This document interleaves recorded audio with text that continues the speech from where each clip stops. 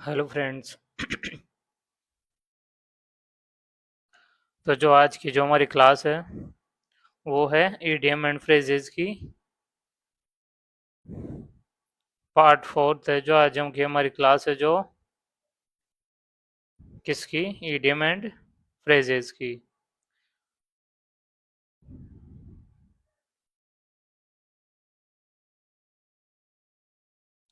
तो इसमें हम क्या देखने वाले हैं, इसमें देखने वाले हैं हम ईडियम एंड फ्रेजेस के क्वेश्चन नंबर 75 से लेके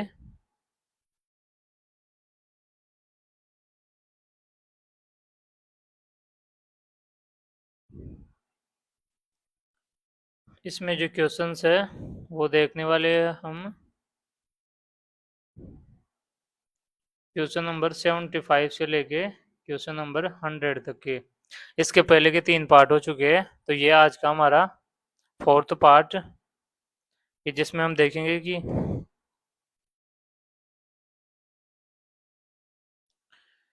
कि सीपीओ में कौन कौन से क्वेश्चन पूछे जा रहे हैं। इससे जो पीछे वाली जो क्लास थी उसमें हमने सीपीओ के जो क्वेश्चंस थे वो 51 से 75 तक के क्वेश्चन देख चुके हैं। तो इसी तरीके से जो हमारा क्लासेज है वो सीजीएल की ईडीएम्स की क्लासेज डली हुई है कि सीजीएल में जितने भी क्वेश्चन पूछे जा चुके हैं ये क्लासेज चैनल पे पड़ी हुई है, और बाकी सीएचएसएल की ईडीएम्स की ऐसे हर टॉपिक की क्लासें मिल जाएगी आपको जो यूट्यूब चैनल है ओमेडू इस पे। तो आप जाके इस चैनल पे देख सकते हो कि जिसको स्पेशली इंग्लिश से रिलेटेड जो भी कंटेंट देखना हो पीवाई क्यू अभी, तो पीवाई क्यू से ये जाके आप कंटेंट देख सकते हो। तो जो हमारा तरीका वो तो आप जानते हो कि हम 5 टाइम रिपीटेशन करते हैं एक क्वेश्चन का, और पहले हम क्या लर्न करते हैं 25 क्वेश्चंस क्लास में जो कि पीवाई क्यू में आए हुए हैं। फिर उसके बाद में हम उनके क्वेश्चंस देखते हैं कि इनमें से कैसे क्वेश्चन पूछे जा चुके हैं अब तक, तो फिर उन क्वेश्चंस को देखते हैं। तो अब स्टार्ट करते हैं अपनी क्लास को और देखते हैं कि कौन कौन से ईडीएम पूछे गए हैं और कौन कौन से ईडीएम्स हमें।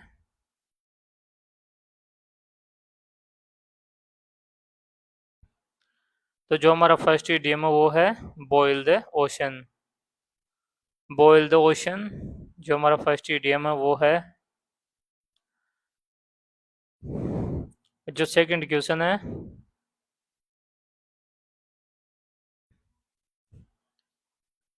तो जो हम पहले ये क्वेश्चन हमारे सारे burn one's bridge, work late in the nights. तो हम पहले क्या जो अपने सॉल्यूशंस है उनको लर्न कर लेते हैं। सॉल्यूशंस का मतलब 25 जो इडियम्स है उनको लर्न कर लेते हैं। फिर उसके बाद में देखेंगे कि क्वेश्चन क्या क्या है। Open your heart, you must lie in bed, you have made.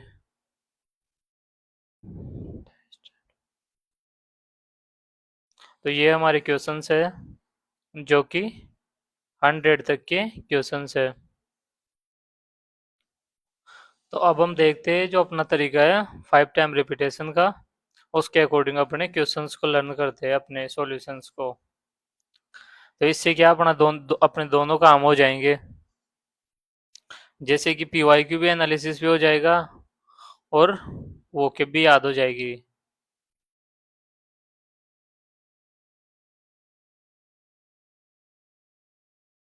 तो इससे क्या क्या काम हो जाएगा, अपना अपने दोनों काम हो जाएंगे जो कि है एक तो P Y Q analysis,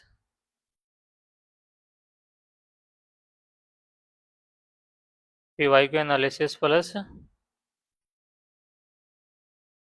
vocab learn.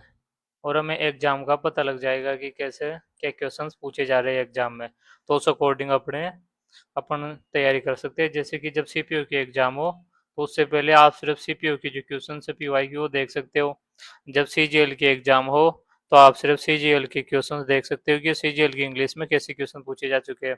तो इसी प्रकार से जो अपने सारे क्वेश्चंस है वो इस चैनल पे मिल जाएंगे इंग्लिश के हर टॉपिक के हर एग्जाम वाइज। तो जो हम देखते हैं जो फर्स्ट हमारा ईडीएम है वो है boil the ocean.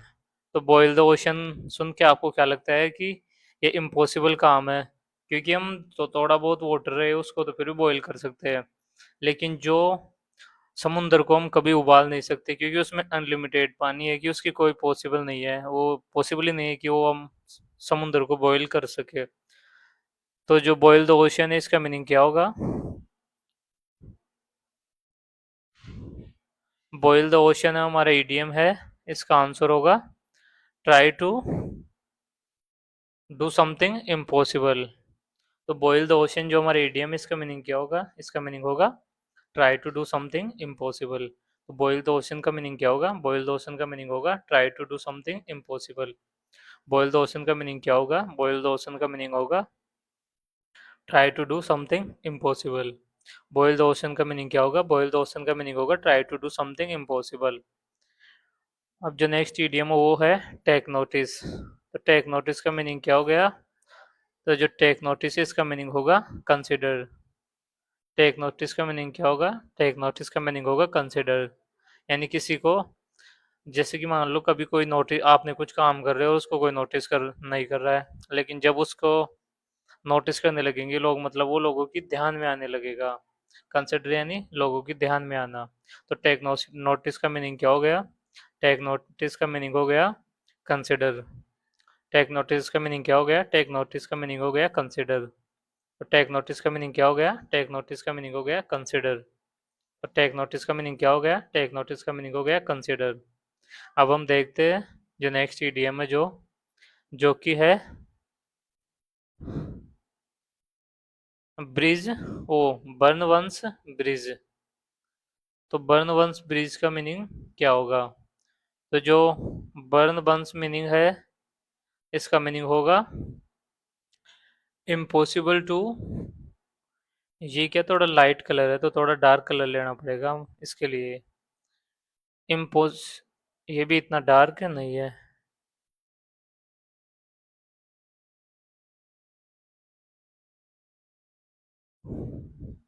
Impossible to return to an earlier stage.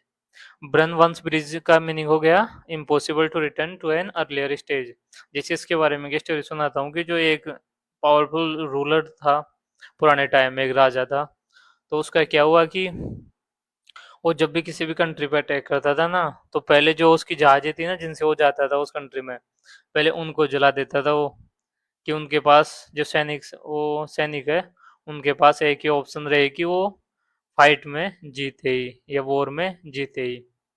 तो वैसे ये हो गया कि इनके पास वापस जाने का कोई ऑप्शन नहीं है, वो सिर्फ जीत के ही जा सकते हैं वहां से, उनकी जो जो जिससे वॉर हो रहा है वहां की जहाजें लेके वो जा सके। तो बर्न वंस ब्रिज का मीनिंग हो गया impossible to return to an earlier stage. तो बर्न वंस ब्रिज का मीनिंग क्या हो गया? Impossible to return to an earlier stage. Burn one's bridge का मीनिंग हो गया impossible to return to an earlier stage. अब जो नेक्स्ट इडियम है वो है to burn the midnight oil. यानी जो ये कहावत वैसे पुराने टाइम के लिए हो गई कि जैसे जब to burn the midnight oil यानी to work late in the nights. जब पुराना टाइम था ना तो तब लाइट वगैरह थी नहीं थी, तब लोग स्टडी करते थे वो चिमनियों से करते थे। तो चिमनियों में क्या होता है कि ऑयल डलता है, और जब वो कोई रात को लेट तक काम कर रहा है तो उसको जो चिमनी में ऑयल जलाना पड़ता है। तो to burn the midnight oil का मीनिंग ये हो गया है कि to work late in the nights. यानी to burn the midnight oil का मीनिंग हो गया to burn late in the nights, यानी रात को लेट तक काम करना। मीनिंग हो गया to burn the midnight oil. To burn the midnight oil का मीनिंग क्या हो गया? To work late in the nights. To burn the midnight oil का मीनिंग क्या हो गया? To work late in the night. To burn the midnight oil का meaning क्या हो गया? To work late in the night. तो जिसको याद करने का एक ही तरीका है कि जैसे मैं 5 टाइम रिपीटेशन करता हूँ तब आप साथ में इसका 5 टाइम रिपीटेशन करना। और जो इसकी बुक है वो बुक क्या है, इसकी जो पीडीएफ है वो टेलीग्राम चैनल में जो नीचे लिंक है इसका, वीडियो के नीचे टेलीग्राम चैनल का लिंक, वहां से जाके आप डाउनलोड कर सकते हो क्वेश्चंस की। या उससे बढ़िया रहेगा कि आप जो अपने हैंड रिटन नोट्स बना लो एक एक क्वेश्चन के, कि आपको एक बार देखते याद हो जाए, क्योंकि जब हम पीडीएफ निकलवाते हैं तो हमारे क्वेश्चन याद नहीं होते उसके अंदर से। तो बेस्ट है तो यही है कि कॉपी रखो हर चीज की, जिसमें तुम्हें जो भी चीज याद नहीं होता, दो कॉपी रखो, एक तो नोट्स की रिवीजन की, और एक कॉपी रखो जिसमें कि तुम्हें जो कुछ याद नहीं है ना, जिनको रिवीजन करना है बार बार, वो स्पेशल चीजें लिख लो। तो अब जो नेक्स्ट ईडीएम है वो है lie in the bed you made, face the unpleasant consequences of your own acts। तो ये ईडीएम पढ़ के आपको समझ में तो आ गया होगा कि इसमें क्या बोल रहा है ये, कि lie in the bed you have made, यानी आपको उसी में या उसी में लेटना है जिसमें जो बेड आपने बनाया है, यानी जो अपने कर्मों का फल है वो अपनों खुद को ही भुगतना पड़ता है। या जो face the unpleasant consequences for your own acts, जैसे कि अभी तुम अपना टाइम रील्स वगैरह में बर्बाद कर रहे हो, तो उसका जो फ्यूचर में उसका जो फल मिलेगा वो तुम्हारे को मिलेगा, कि करियर में अगर सही पोजीशन ना मिली या स्टेबल ना हुए तो 100 100 रुपए के लिए, 1000 1000 रुपए के लिए भी भटकना पड़ेगा, अगर कोई बढ़िया काम नहीं मिला तो ये वही हो गया कि जो अपने कर्म होते हैं ना उनकी कॉन्सिक्वेंसेज अपने को खुद को ही भुगतना पड़ता है। जैसे कि तो line the bed you have made, यानी जो आपने अपने लिए बिस्तर लगाया उसमें बनाया, उसमें खुद को ही सोना पड़ेगा, चाहे वो बढ़िया रहे चाहे वो खराब रहे। जैसे कि मान लो आप अपने लिए बहुत बढ़िया बिस्तर बनाते हो, तो उसमें तो आप खुशी से सोओगे, लेकिन अगर आपने खराब बनाया सोना तो तब भी पड़ेगा, यानी अपने जो बेड टाइम आएगा तो उसको भी एक्सेप्ट, उसको भी सरवाइव तो करना पड़ेगा उसमें भी। लेकिन अगर तुम बढ़िया बनाते हो तो उसमें दिक्कत कम होगी आपको। तो lie in the bed you have made का मीनिंग हो गया face the unpleasant consequences of your own acts. तो lie in the bed you have made का मीनिंग हो गया face the unpleasant consequences of your own acts. अब जो next idiom है वो है ओपन योर हार्ट। तो जी ओपन योर हार्ट है, इसका मीनिंग क्या होगा? तो ओपन योर हार्ट का मीनिंग होगा किसी के सामने दिल खोलना, इसका वैसे डायरेक्ट मीनिंग देखे तो वो ये हो गया शेयर योर डीपेस्ट फीलिंग्स, यानी किसी से दिल खोल के या मन खोल के बातें करना। तो शेयर योर डीपेस्ट फीलिंग्स। तो ओपन योर हार्ट का मीनिंग क्या हो गया? जैसे कि मान लो तुम्हारा कोई बेस्ट फ्रेंड है ऐसा एक, कि उससे तुम अपनी कोई भी बात शेयर कर सकते हो, चाहे कितनी डीप हो तुम्हारे, चाहे वो फैमिली की हो, चाहे रिलेशनशिप्स की हो, चाहे कोई सी भी हो। तो वो हो गया तुम उसके सामने अपना हार्ट खोल सकते हो, ओपन योर हार्ट यानी शेयर योर डीपेस्ट फीलिंग। तो ओपन योर हार्ट जैसे तुम्हारा कोई पार्टनर हो सकता है, जैसे कोई बॉय है तो उसका बॉय भी हो सकता है।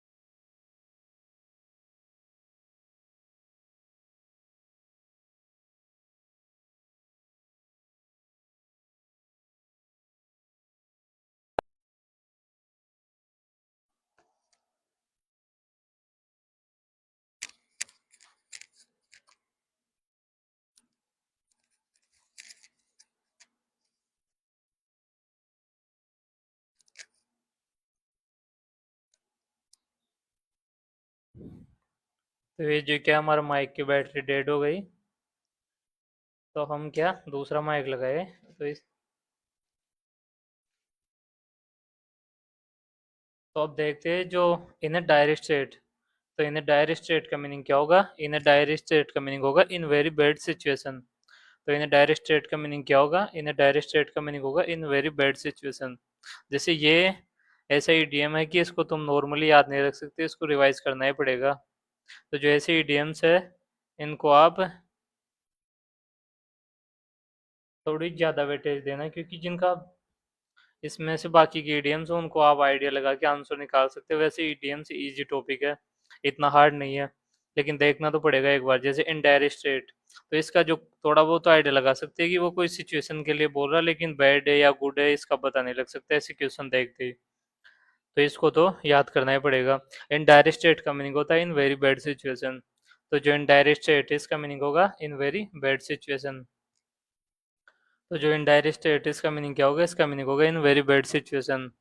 तो इनडायरेक्ट स्टेट का मीनिंग क्या होगा? In very bad situation. तो इनडायरेक्ट स्टेट का मीनिंग क्या होगा? इनडायरेक्ट स्टेट का मीनिंग होगा इन वेरी बैड सिचुएशन। अब जो नेक्स्ट ईडीएम है वो है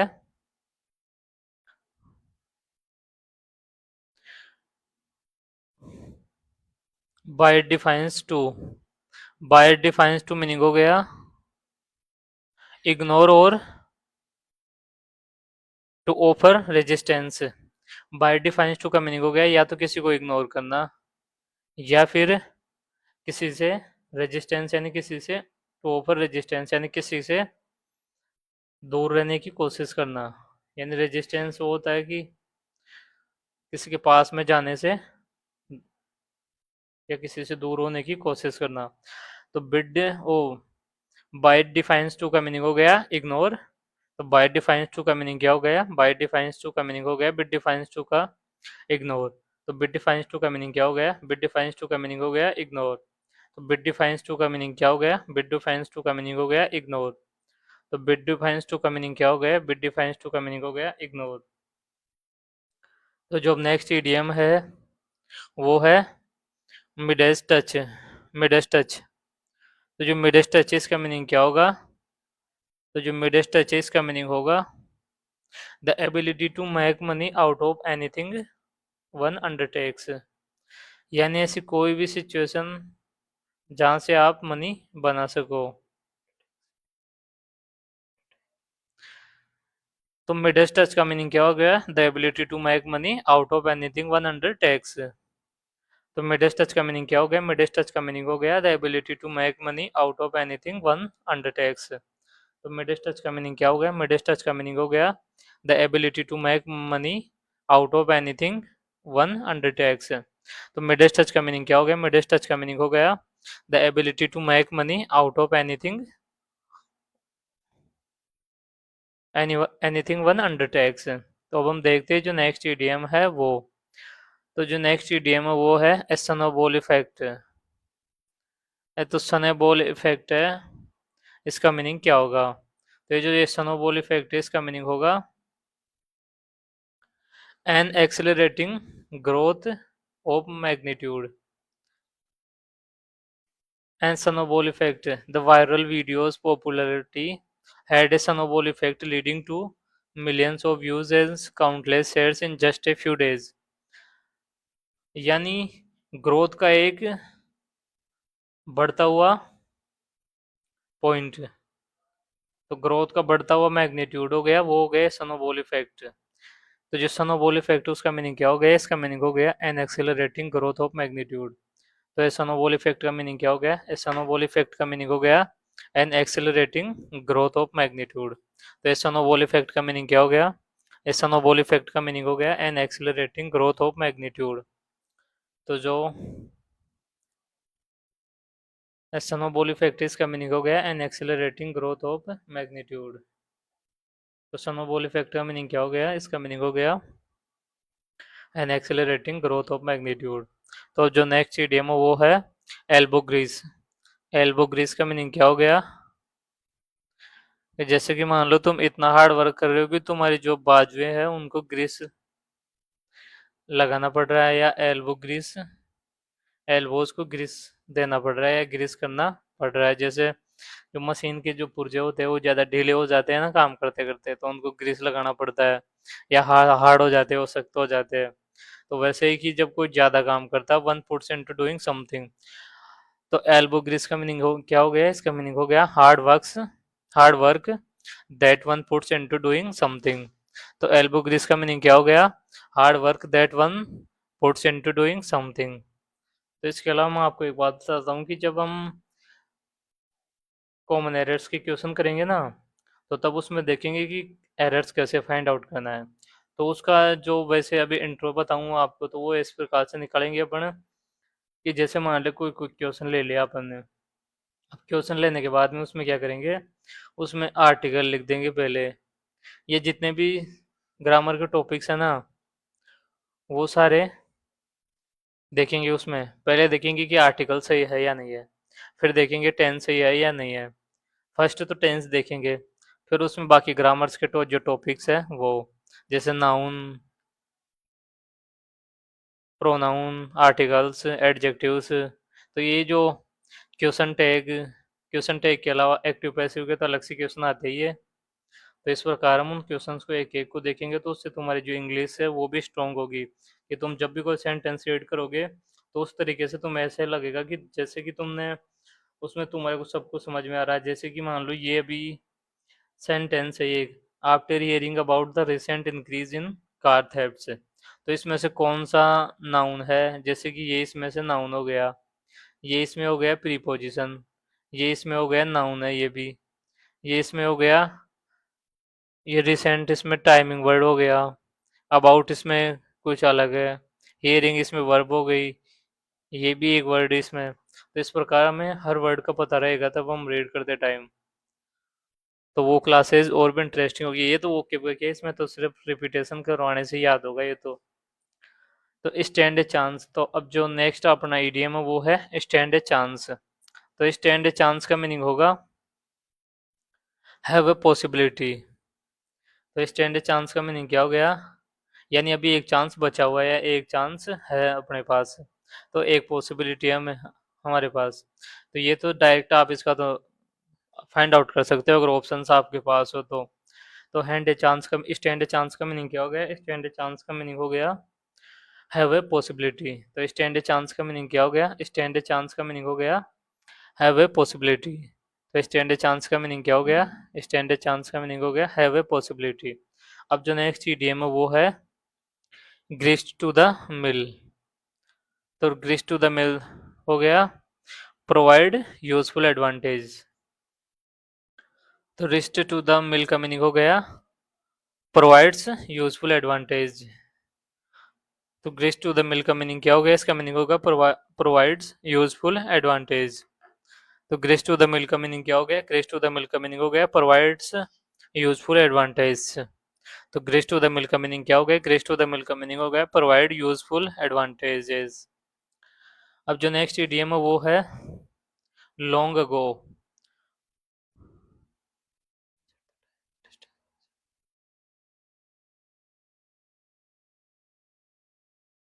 तो जो ये क्वेश्चन है, इसमें क्वेश्चन में पूछ रखा है डिस्टेंस पास्ट।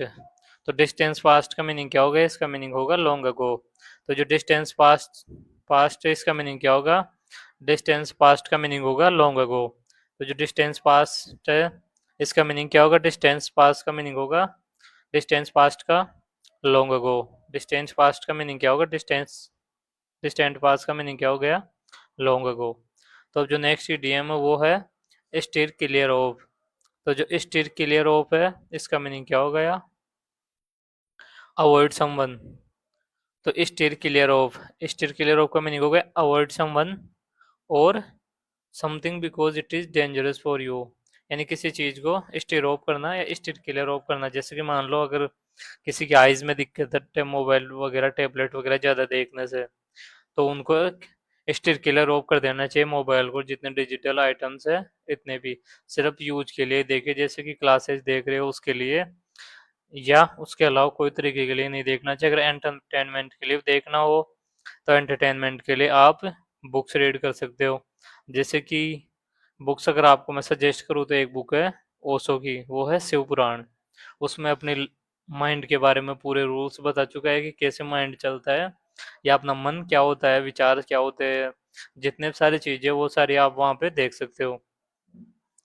तो स्टीयर क्लियर ऑफ का मीनिंग क्या हो गया? अवॉइड समवन या समथिंग यानी या तो किसी चीज को या किसी पर्सन को अवॉइड करना, स्टेट क्लियर ऑफ हो गया, क्योंकि वो डेंजरस है आपके लिए।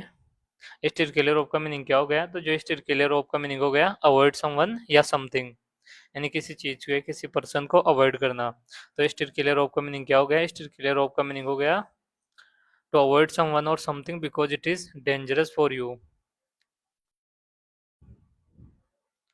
अब जो नेक्स्ट ईडीएम है वो है under the nose. Under the nose यानी कुछ चीजें जो अपने कंट्रोल में है, या इन फुल व्यू ऑफ समबडी, यानी जो जिस किसी को जो उन चीज को 24/7 वॉच कर रहा हो। अंडर द नोज का मीनिंग हो गया 20/4 और 24/7 वॉचिंग समथिंग।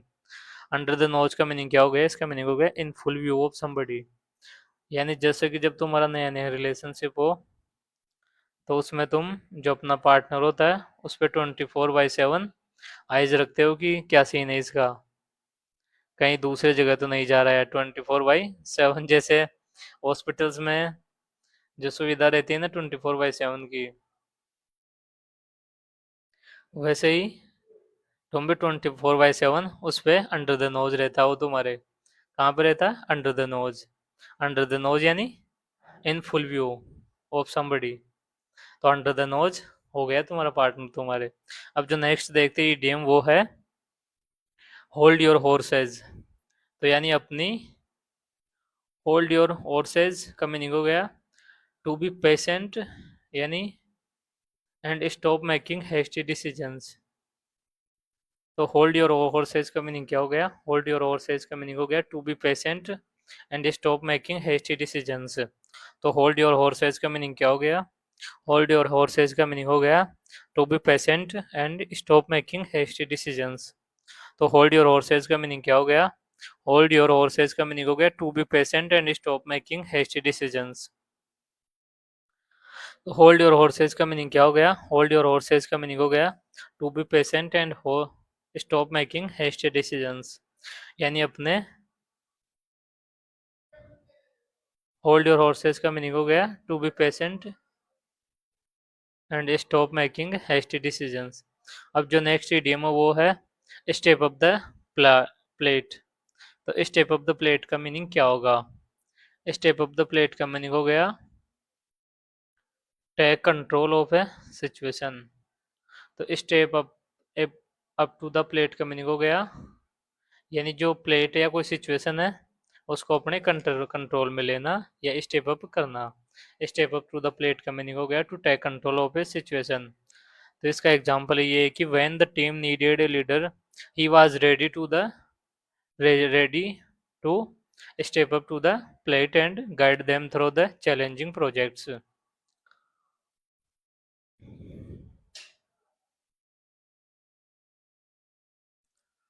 तो step up to the plate का मीनिंग हो गया टेक कंट्रोल ऑफ सिचुएशन। तो step up to the plate का मीनिंग हो गया take control of situation.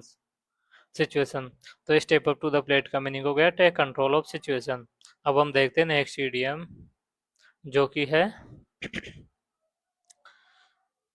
Lead bygones bygones. Let bygones by let bygones bygones be bygones या bygones. तो let bygones by let bygones ये तो वो symmetry हो गई ना, जैसे कि चंदन ने चांदनी रात में चंदू की चाची को चटनी चटाई, ऐसे कुछ सिमेट्री होती है ना, वैसे ये हो गई कि लेट बायगोन्स बी बायगोन्स।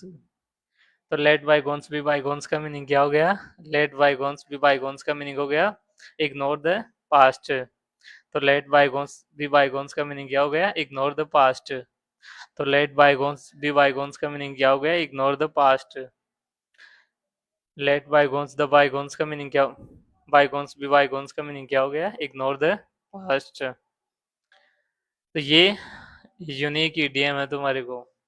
और चंदन की चाची की चांदनी रात से इसको याद रख सकते हो, वैसे अगर आप रखना चाहो तो। क्या की? चंदन की चाची की, ये क्या लिखने में सही नहीं आया। अब हम देखते हैं next idiom be over and done with. Be over and done with, ये तो आपने मूवीज में सुना होगा, done with, I am done with you. Be over, या बी ओवर का मतलब किसी चीज को खत्म करना। या डन विथ, जो गुरु रंधावा का सॉन्ग है ना, आई एम डन विथ यू, तो पता नहीं उसका मीनिंग तो क्या है, लेकिन जो इसमें ईडीएम में जो मीनिंग है वो है be over and done with का मीनिंग हो गया finish. Be over and done with का मीनिंग क्या हो गया? Be over and done with का मीनिंग हो गया finish. Be over and done with का मीनिंग क्या हो गया? Be over and done with का मीनिंग हो गया फिनिश। तो be over and done with का मीनिंग हो गया फिनिश। अब जो नेक्स्ट ईडीएम है वो है make it big. Make it big का मीनिंग क्या हो गया? यानी जैसे कि मान लो अभी तुम पॉपुलर हो, तुमने व्लॉगिंग स्टार्ट किया है, तो मेक इट बिग यानी सक्सीड एंड बिकम फेमस। जैसे कि अभी वो यूट्यूब पे जो नंबर वन ब्लॉगर है ना, क्या नाम है उसका, जो अभी उसमें उस शो में गया था ना, किसमें वो, समय रहने वाले शो में, तो वैसे make it big like blogging में उसकी तरह टॉप करना है कि वो अपनी हर चीज दिखाता रहता है, शादी, गाड़ियाँ, घर, जितनी भी सारी चीजें होती है वो। तो मेक इट बिग का मीनिंग क्या हो गया? मेक इट बिग का मीनिंग हो गया सक्सीड एंड बिकम फेमस। तो मेक इट बिग का मीनिंग क्या हो गया? मेक इट बिग का मीनिंग हो गया सक्सीड एंड बिकम फेमस। तो मेक इट बिग का मीनिंग क्या हो गया? मेक इट बिग का मीनिंग हो गया सक्सीड एंड बिकम फेमस। तो मेक इट बिग का मीनिंग क्या हो गया? मेक इट बिग का मीनिंग हो गया सक्सीड एंड बिकम फेमस। तो मेक इट बिग का मीनिंग क्या हो गया? मेक इट बिग का मीनिंग हो गया सक्सीड एंड बिकम फेमस। अब जो नेक्स्ट ईडीएम है वो है कम वाट में। तो कम वाट में, तो कम वाट में का मीनिंग हो गया नो मैटर वाट हैपन। तो कम वाट में का मीनिंग क्या हो गया? इसका मीनिंग हो गया नो मैटर वाट हैपन, यानी कोई बात नहीं चाहे कुछ भी हो। कम वाट में का मीनिंग क्या हो गया? No matter what happens. Come what may का मीनिंग हो गया no matter what happen.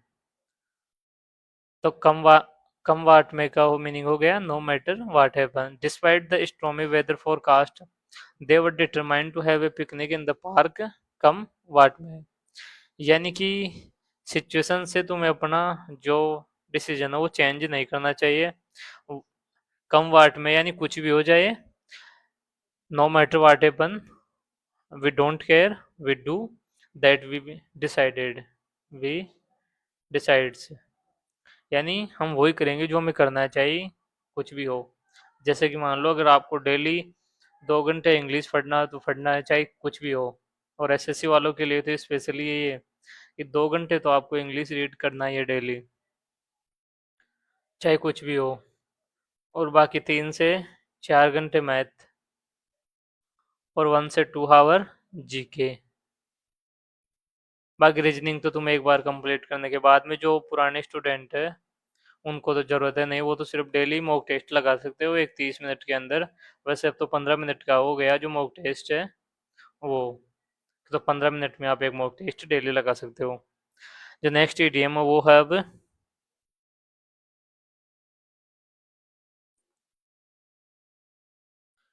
Face to face. तो फेस टू फेस का मीनिंग क्या हो गया? तो फेस टू फेस का मीनिंग हो गया with another person in their presence rather than से बाय ऑन। यानी फेस टू फेस का मीनिंग हो गया किसी के सामने या उस किसी की प्रेजेंस में। जैसे कि मान लो आप किसी से किसी बात पे एग्री नहीं हो, तो ये उसको पीछे से उसकी बुराई करने या उसको पीछे से कुछ भी बोलने की बजाय आप उसको फेस टू फेस बोल सकते हो कि ये बात आपकी सही नहीं है। तो इससे आपका क्रेज भी पता लगता है, जो रियल में अपनी ग्रोथ चाहता है वो तो आपके आइडिया अगर सही है तब तो उसको एक्सेप्ट कर लेगा, नहीं तो अगर कोई एरोगेंस वाला पर्सन है वो तो उसको एक्सेप्ट नहीं करेगा। तो फेस टू फेस का मीनिंग हो गया in the presence of person, in their presence, with another person in their presence से, बाय फोन और लेटर। तो फेस टू फेस का मीनिंग हो गया जैसे किसी को फेस टू फेस बात करनी है उसके सामने ही बोलना। अब जो नेक्स्ट इडियम है वो है फिट एज फिडल। तो फिट एज फिडल का मीनिंग क्या हो गया? फिट एज फिडल का मीनिंग हो गया in a good health. Fit as a fiddle यानी फिडल की तरह फिट है, यानी फिट एज ए हॉर्स। हम इसको फिडल की जगह पे हॉर्स भी यूज कर सकते हैं। Fit as a fiddle horse, यानी इन गुड हेल्थ। तो fit as a fiddle horse अगर इसको हम बोले, वैसे तो फिट एज ए फिडल हो गया इन गुड हेल्थ। तो जो क्वेश्चन पूछे जाते हैं उसका मीनिंग हो गया इन गुड हेल्थ, तो फिट एज फिडल का मीनिंग हो गया इन गुड हेल्थ। तो आज का जो लास्ट ईडीएम है फिट एज फिडल का मीनिंग हो गया इन गुड हेल्थ। तो जो आज का क्वेश्चन है लास्ट वो है हियर समवन्स आउट। तो हियर समवन्स आउट का मीनिंग क्या होगा? तो हियर समवन्स आउट का मीनिंग होगा let someone complete what they are saying. तो हियर समवन आउट का मीनिंग क्या हो गया? हियर समवन आउट का मीनिंग हो गया let someone complete what they are saying. तो लेट समवन आउट का मीनिंग क्या हो गया? लेट समवन आउट का मीनिंग हो गया ओ हियर समवन आउट का मीनिंग हो गया let someone complete what they are saying.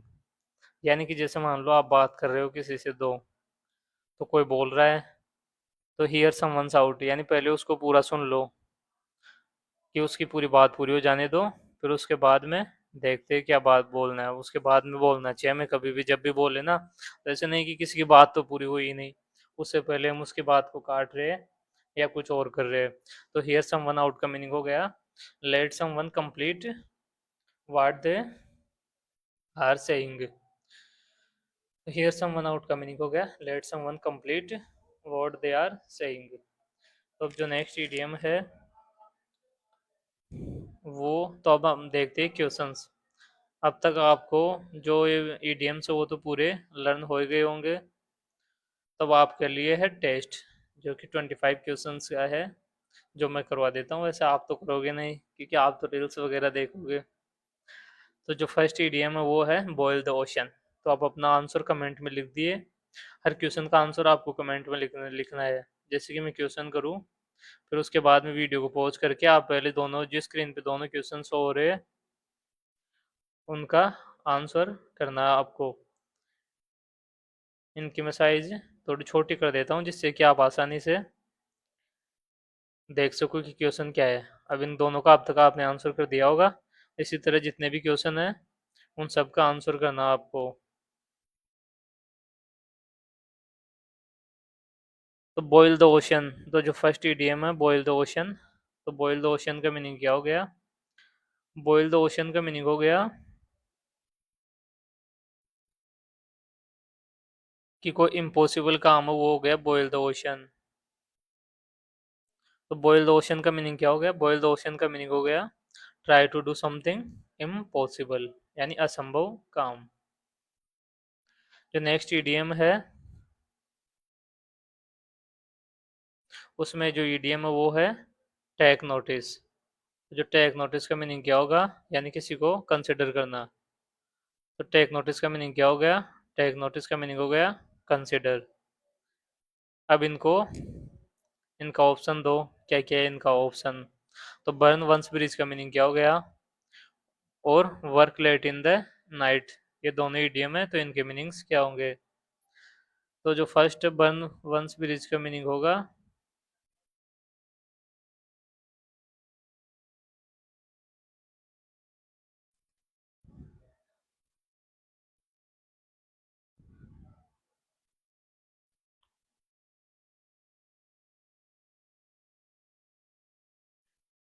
Impossible to return in earlier stage.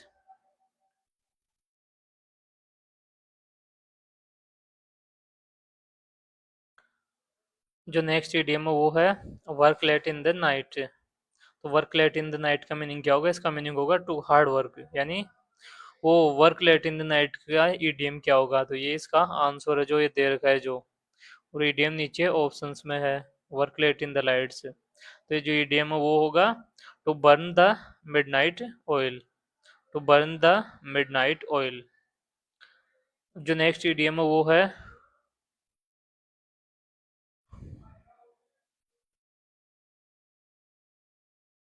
You must lie in the bed you have made, यानी अपनी जो एक्शंस है उसका रिजल्ट भी हमें खुद को ही एक्स वो एक्सेप्ट करना पड़ेगा, उनको फेस करना पड़ेगा। तो आप अपना आंसर कमेंट में लिख दो, फिर हम इसका आंसर देते हैं कि क्या है। Open your heart. तो ओपन योर हार्ट का मीनिंग तो ये सुना होगा कि आपने डीपेस्ट फीलिंग को शेयर करना। तो ये हो गया ओपन योर हार्ट का मीनिंग। बाकी जो you must lie in the bed you have made का मीनिंग हो गया face the unpleasant consequences of your own acts, यानी अपने खुद के कार्यों का जो रिजल्ट है वो भुगतना। अब जो नेक्स्ट है वो है वाज इन डायर स्ट्रेट। तो इन डायर स्ट्रेट ये हो गया हमारा ईडीएम। तो इन डायर स्ट्रेट का मीनिंग क्या होगा? तो इन डायर स्ट्रेट का मीनिंग होगा जो कि ऑप्शंस में है। आप अपना आंसर लिख दो ऑप्शंस में क्या है। In order father wished to studying art and instead book admission in commerce।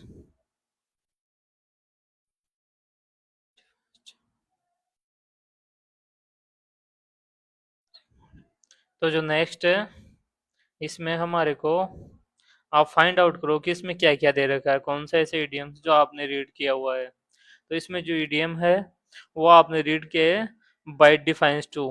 तो ये हो गया हमारा ईडीएम। और इसका सॉल्यूशन क्या था? इसका सॉल्यूशन था जो आप इसमें से फाइंड आउट करो क्वेश्चन में से तो कि क्या है। तो वो था लगभग इग्नोर करने के समथिंग। तो जो इसका ये होगा, ये हो गया इसका। तो इसमें क्या उल्टा भी पूछता है, जैसे कि क्वेश्चन में दे दिया ये अपने ईडीएम का मीनिंग और नीचे पूछ रहा है उसका ईडीएम। तो दोनों तरीके से याद होना चाहिए हमारे को। तो अब जो नेक्स्ट ईडीएम है वो इसमें भी वही ऊपर सेंटेंस दे रखा है, नीचे जो ऑप्शन है उनमें से आपको ईडीएम फाइंड आउट करना है। तो ऊपर है जिसमें आंसर है। तो आंसर में क्या है कि मनी से रिलेटेड था कुछ कि early way to make money, ऐसा कुछ था कि मनी से रिलेटेड। तो वो कौन सा था? वो था मिडस्ट टच। मिडस्ट टच क्या होता है कि जब हम इजीली मनी या इजीली मनी क्या, वो तो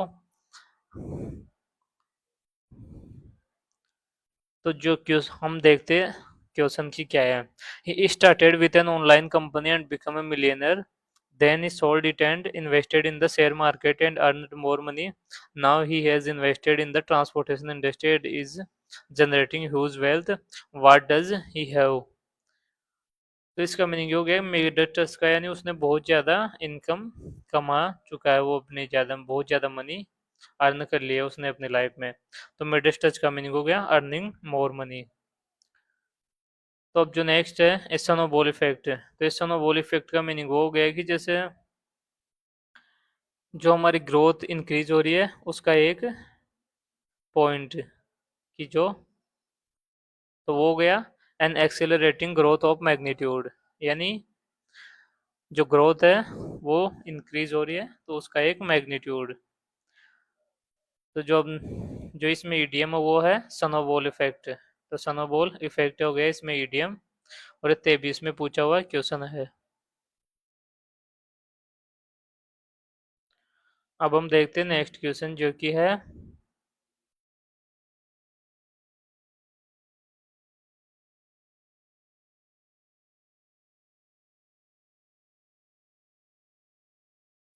तो क्वेश्चन है ये हमारा कि what we need is skilled and energetic planning and elbow grease. तो जो हमारा ईडीएम है जो है एल्बो ग्रीस। एल्बो ग्रीस का मीनिंग क्या हो गया? एल्बो ग्रीस का मीनिंग हो गया कि हार्ड वर्क कर रहा है कोई।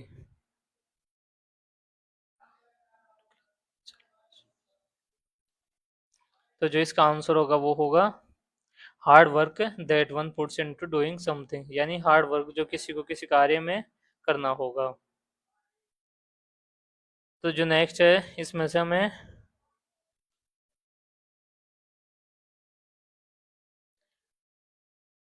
क्वेश्चन में जो सॉल्यूशन दे रखा है, do you believe that you have a possibility of getting the job. तो हम इसमें अगर ग्रामर के तरीके से इसमें निकाले जैसे कि मैं पहले आपको बताया हूँ, तो वो होगा जैसे कि इसमें बाकी सब तो ग्रामर के है, लेकिन ये जो एक्स्ट्रा फ्रेज है ए पॉसिबिलिटी, तो ए पॉसिबिलिटी होगी हमारा आंसर। लेकिन ये किसका होगा, नीचे में, नीचे जो ऑप्शन है उनमें से किसका मीनिंग होगा ये होगा स्टैंड ए चांस का। तो जो स्टैंड ए चांस ईडीएम है, इसका मीनिंग होगा a possibility, have a possibility. तो स्टैंड ए चांस का मीनिंग क्या होगा, जो आपने पहले देख चुके हैं, आप अपना आंसर कमेंट में लिख रहे होंगे। तो स्टैंड ए चांस का मीनिंग हो गया पॉसिबिलिटी। अब देखते हैं हम नेक्स्ट ईडीएम, जो कि है the modern era statics data provides useful advantage to the player at competent level. तो जो इसमें भी सेम है, इसमें भी क्या सॉल्यूशन दे रखा है। तो जो सॉल्यूशन है वो दे रखा है यूजफुल एडवांटेजेस, यानी किसी चीज के एडवांटेजेस, यानी तो इसका जो वो होगा ईडीएम, वो होगा जो हमने पहले रीड कर चुके हैं, जैसे कि पुट्स ओ grist the mill. Grist the mill यानी किसी चीज का एडवांटेज उठाना। प्रोवाइड्स यूजफुल एडवांटेजेस, यानी वो ग्रिस्ट टू द मिल का मीनिंग हो गया यूजफुल एडवांटेजेस, यानी एडवांटेज से रिलेटेड ग्रिस्ट द मिल का मीनिंग। तो ग्रिस्ट द मिल का मीनिंग क्या हो गया, ग्रिस्ट द मिल का मीनिंग हो गया एडवांटेज से रिलेटेड। अब तो जो नेक्स्ट क्वेश्चन है वो है at some point in the past there were rows of temporary shops and used to display various cooking utensils। तो इसमें जो ईडीएम है वो है, इसमें ईडीएम दे रखा है, नीचे से उसका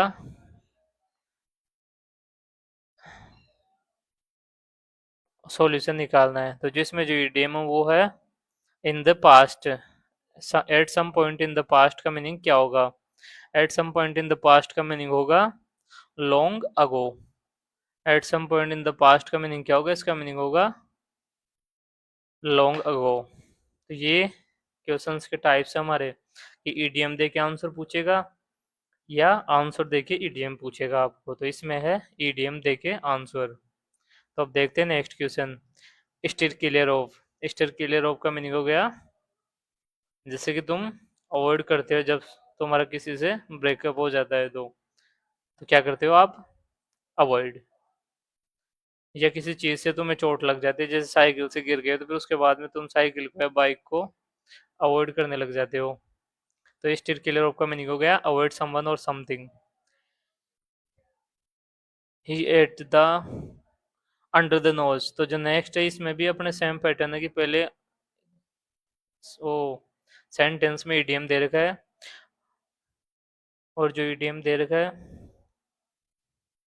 उसका हमें आंसर निकालना है। He ate the whole bunch of grapes under the nose of all of us. तो अंडर द नोज का मीनिंग क्या हो गया, जो अंडर द नोज है इसका मीनिंग हो गया इन फुल व्यू ऑफ समबडी, यानी जैसे कि तुम अपने पार्टनर को अंडर द नोज रखते हो, यानी उस पर पूरी नज़र रखते हो फुल टाइम।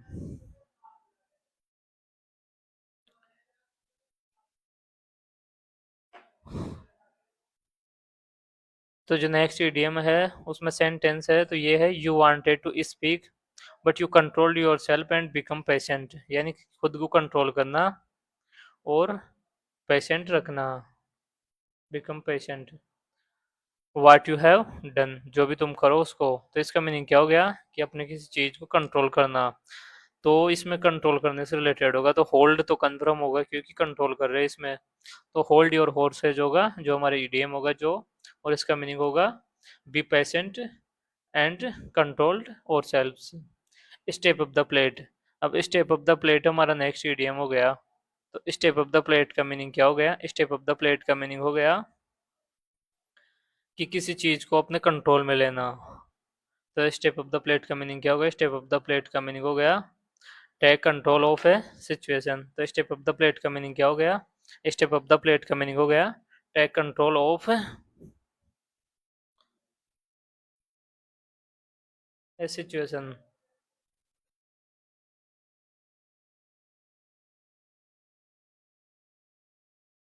तो जो हमारा ईडीएम है स्टेप ऑफ द प्लेट का मीनिंग क्या हो गया, स्टेप ऑफ द प्लेट का मीनिंग हो गया take control of a situation. अब हम देखें नेक्स्ट इडियम, तो वो है Nancy held a grudge against her teacher for a long time, but she finally decided to let bygones be bygones. यानी इसका तो मीनिंग let bygones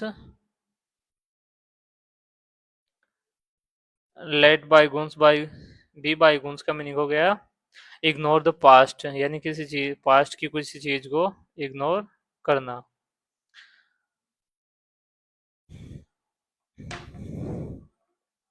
अब जो नेक्स्ट क्वेश्चन है उसमें है choose the option which means the same as the underline segment, यानी the boss wanted to finish the case before the arrival of the inspection team.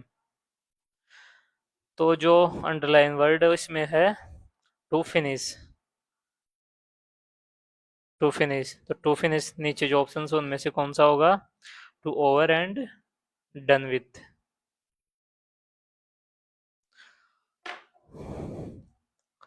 तो be over and done with का meaning क्या होगा? इसका meaning होगा to finish. तो be done, be over and done with का meaning होगा to finish. तो अब देखते हैं आज का क्वेश्चन नंबर 96 जो कि है Yamini is a great singer, she will make it big one day, यानी कि जो यामिनी है वो अच्छी सिंगर है और एक दिन वो इसको काफ़ी फेमस और पॉपुलर कर देगी, सक्सीड होगी इसमें, यानी सी मेक इट बिग। यानी जो अबाउ जो सेंटेंस है उसमें ईडीएम है मेक इट बिग। तो मेक इट बिग का मीनिंग क्या हो गया? मेक इट बिग का मीनिंग हो गया सक्सीड एंड बिकम फेमस। तो मेक इट बिग का मीनिंग क्या हो गया? मेक इट बिग का मीनिंग हो गया सक्सीड एंड बिकम फेमस।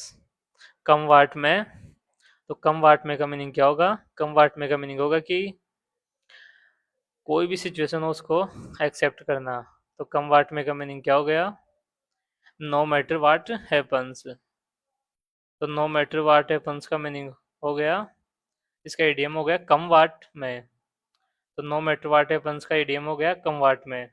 अब देखते हैं आज का क्वेश्चन, नेक्स्ट क्वेश्चन जो कि है 98। तो जो 98 है ये है Christy should discuss this with her face to face, यानी कोई मैटर है और उसको क्रिस्टी को फेस टू फेस डिस्कस करना चाहिए उससे, उसके फ्रेंड के साथ में। तो फेस टू फेस का मीनिंग हो गया इन प्रेजेंस ऑफ समबडी। तो जिसका आंसर होगा वो होगा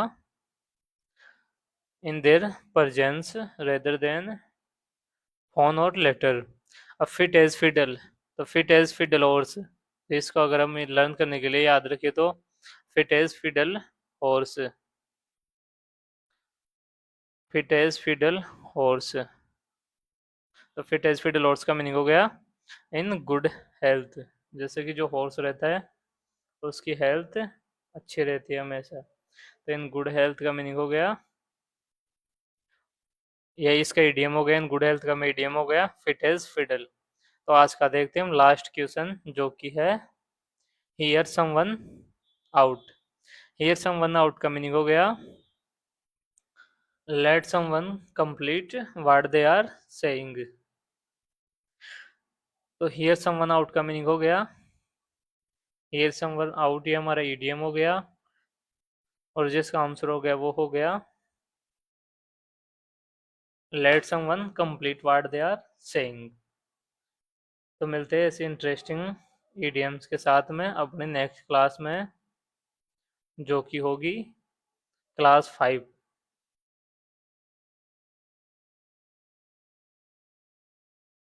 क्लास 5 होगी जिसमें हम क्वेश्चन देखेंगे क्वेश्चन नंबर 101 से क्वेश्चन नंबर 125।